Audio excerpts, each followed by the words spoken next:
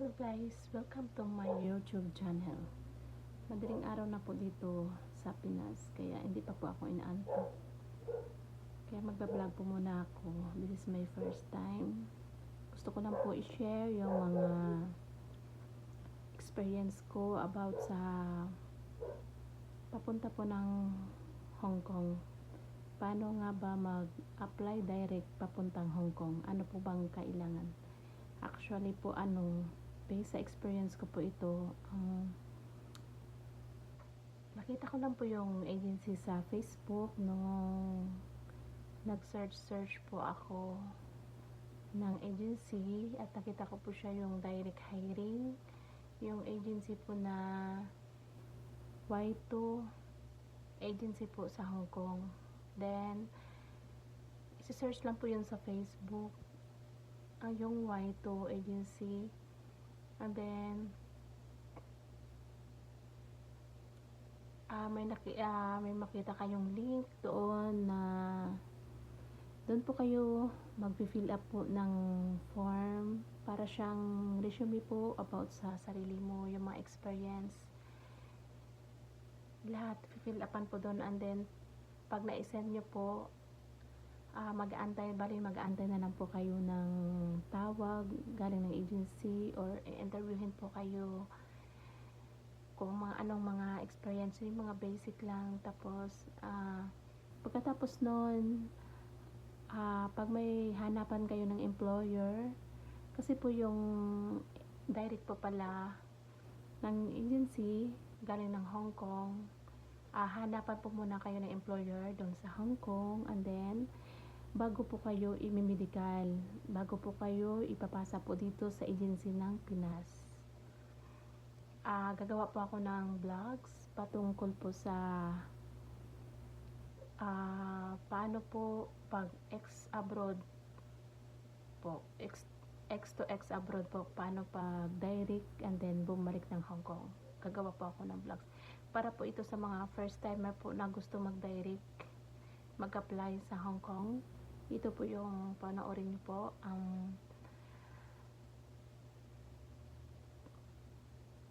Pag ganun po, pag halimbawa po nawawala na ako. First time ko po ito kasi mag-vlog. Based sa mga experience ko po, ito po yung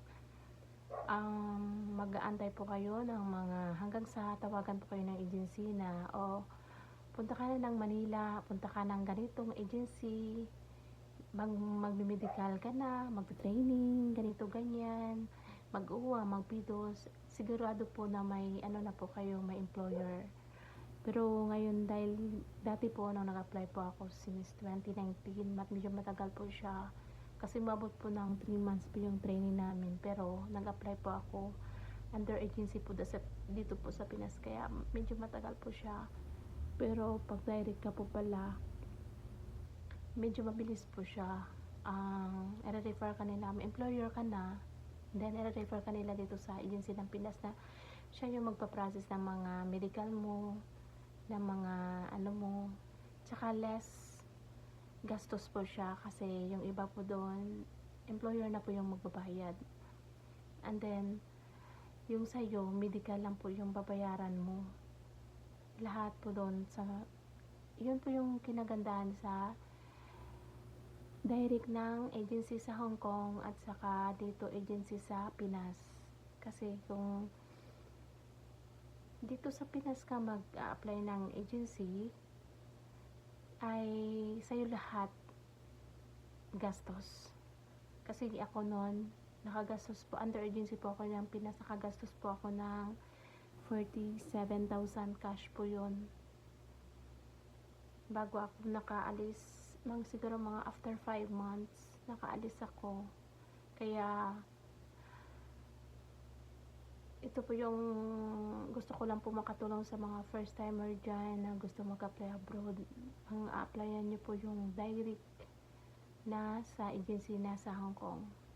Yung i-refer ko po yung Y2 agency. Search nyo lang po sa Facebook yung Y2 agency. Legit po yan. Bali, andyan din po yung link na lalagyan nyo po ng mga parang resume po siya. Yun lang po. Bye-bye. Antok na po.